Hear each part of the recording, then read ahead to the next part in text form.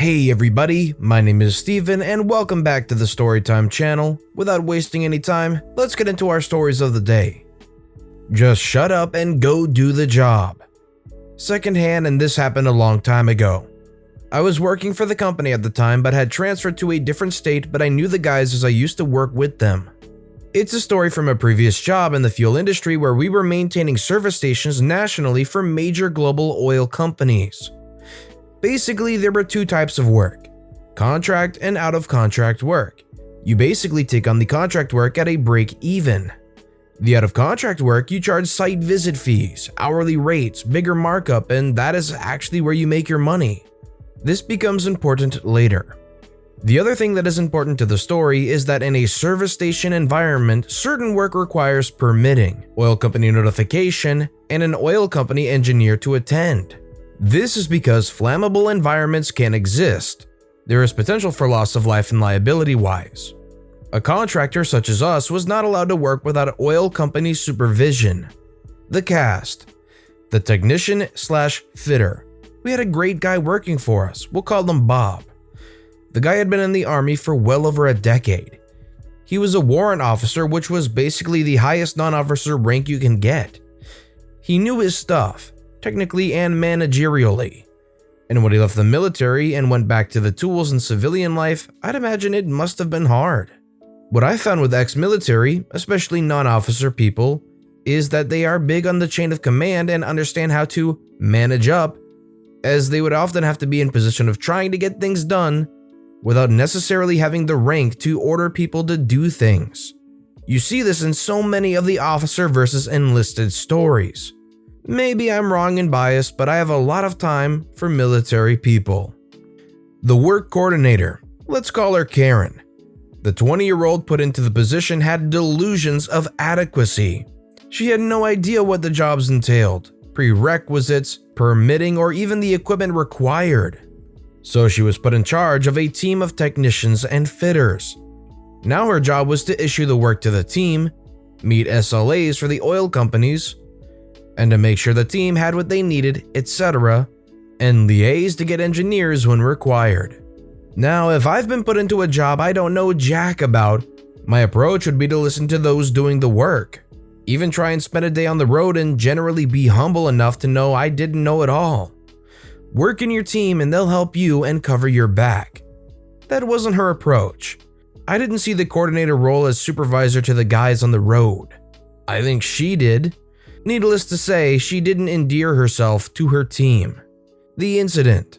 Now, as Bob had been there a long time, he generally got a lot of the more complex stuff.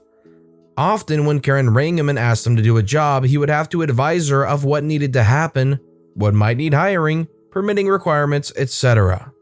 This may have been frustrating for both parties, but Bob was smart enough to keep things cordial. It might have affected SLAs for Karen, who may have overpromised at times without understanding the complexity of the job. Given he was talked down to a lot, I don't necessarily think her SLAs were his highest priority. Anyway, one day Karen had ticked Bob off and Karen was having a bad day. A job came in that involved welding on a service station. This meant engineers, gas testing, permitting, etc. So Karen rings Bob and issues the job. Bob then says, "You're going to need to..." Karen interrupts and says, "Just shut up and go do the job," and slams down the phone.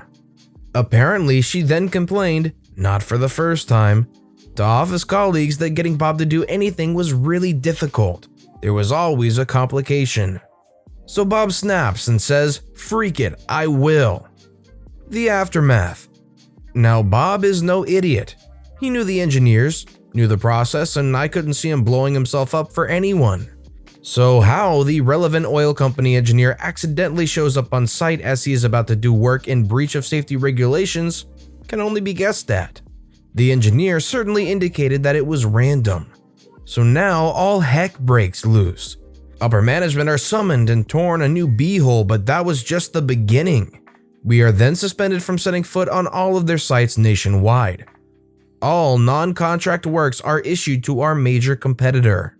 And the contract work, still ours. Problem is that we can't set foot on their sites and still need to meet SLAs. We then have to pay our major competitor to attend the sites to do our at-cost contract work at their out-of-contract rates. So I can't remember whether it was 3 or 6 months that we were prevented from going to sites. Certainly, it was enough for the message to get through. Well, Karen got her butt kicked severely. But to his credit, the boss kinda realized that there was a bit more to work coordination than a cheap 20-year-old could handle. The boss was ticked and lost a heck of a lot of money. Bob wasn't really popular with the boss, but knew he was complying with an order and had nothing on him. Eventually, there was a new coordinator approved. Bob. Congratulations, Bob. If you had a work coordinator who knew absolutely nothing and was pestering you on what to do, what would you do or what would you say? Let me know your course of action in the comments below. Father does not get my point, gets to clean up after me for the next day. So this happened with me and my father while we were connecting a new fireplace to the chimney in 2016.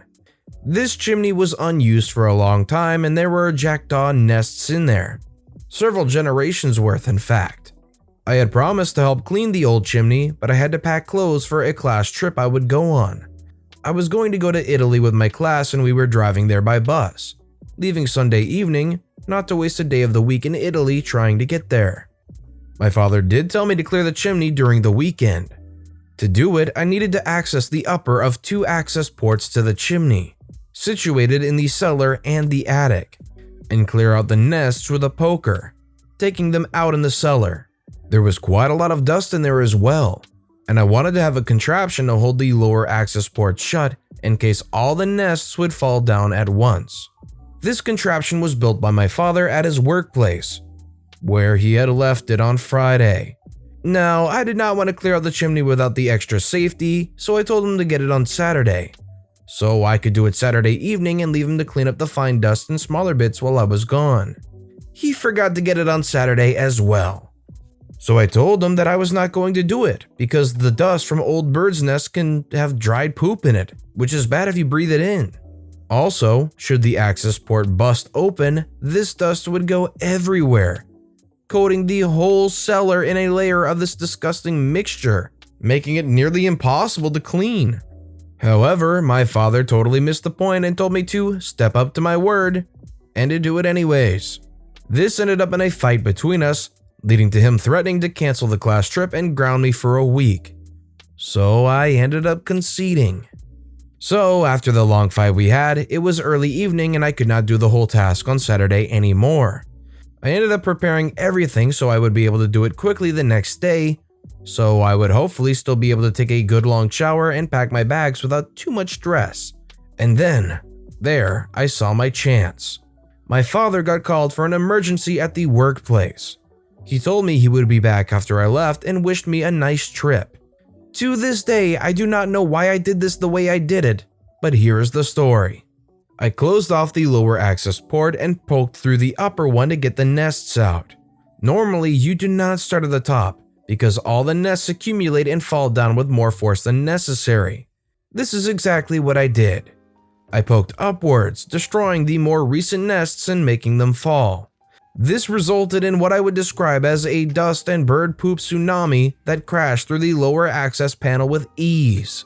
This ended up being around 30 to 50 kilograms worth of material. I waited for the dust to settle and went in with a dust mask to examine the damage and clean up the bulk.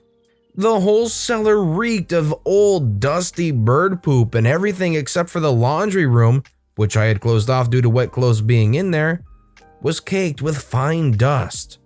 I cleared out the bulk of the nests, meaning the twigs, eggshells, and larger chunks of poop, showered, packed my bags, and left for Italy before he came back. But I left him a message on a note at the door to the cellar. Translated, it means, "I told you so," but with more colorful language that I sadly could not translate properly. The aftermath. My father was obviously not too happy, but he had a week to think about what happened. He did send me a message that said this would be my last days ungrounded, but eventually just cleaned the dust up and never talked about the issue again. We were better to each other after that, so I think he got my point. Well, I'm glad at the end of this super messy malicious compliance story, things improved for the two of them relationship-wise. I'm really glad that they could bond over this old dusty bird poop. Sweet compliance it is. So as everyone knows, most of the world is quarantined right now and we all have to stay home. Students have their lessons in online meetings and so do we.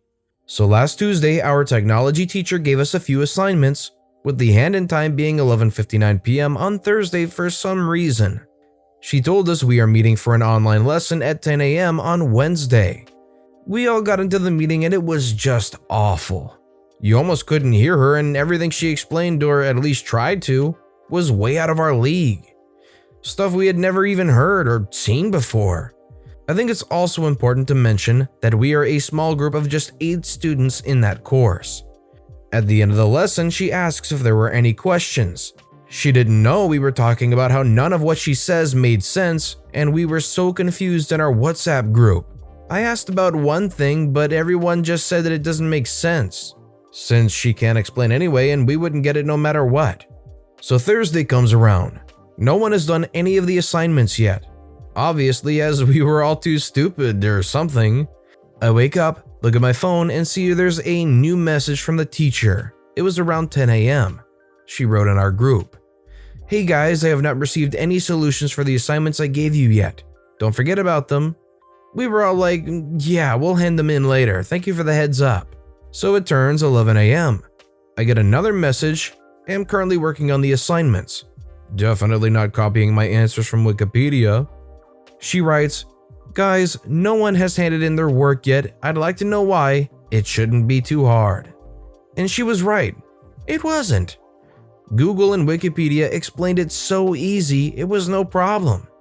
We started chatting on WhatsApp about what was up and why she was writing us already, thinking we might have misread the due time. We didn't. 12 p.m. and another message. "Still nothing, what's wrong, guys?" As soon as we saw the message, we were in a call doing the rest of the assignments at that time, without the teacher obviously. We all started thinking the same. We were all super annoyed. Due time was 11:59 p.m., not 12 p.m. We did the rest of the assignments and sure enough, 1 p.m. and another message rolled in. She was getting quite mad at us and asked again, why didn't we hand in anything yet? No one replied. We chatted in the WhatsApp group again. Everyone was getting so annoyed at her.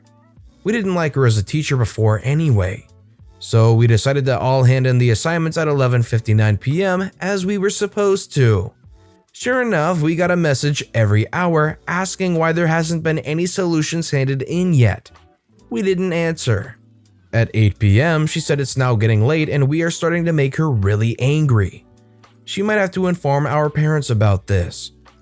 That was the point we all knew she was definitely not a keeper as a teacher. So it's due time. We hand in everything. She writes us Friday morning, 6 a.m. "I think you don't know how rude of you this was. I thought we had a great connection. We are having a meetup at 8:30. None of us showed up to the meeting as we were all still asleep. She called our parents later that day and complained how rude we were and how they should have told us to hand in our assignments on time. My mom says to her, "My son is old enough. I am not in charge of telling him what and when to do anything. And as far as I'm concerned, he handed in everything on time. If you've got any problems with his work, speak to him. But he didn't do anything wrong and he followed your rules. You are not the only teacher he has and he already gets enough assignments. Bye." And hangs up. The teacher didn't say anything about our work since then and never pressured us with such messages since then. Yeah, I could imagine it being a little annoying every half hour getting a broop broop. "Where's all the work? You haven't done your work yet." "You'll tell us what time to come in for our final presentation?" Sounds great. Let's set the scene. It's 2017. I was in a 3-month internship that turned out to be not exactly what I thought it would be. 2 other students and I were sent down to work with an environmental group. Before going there, we were given about 0 prep.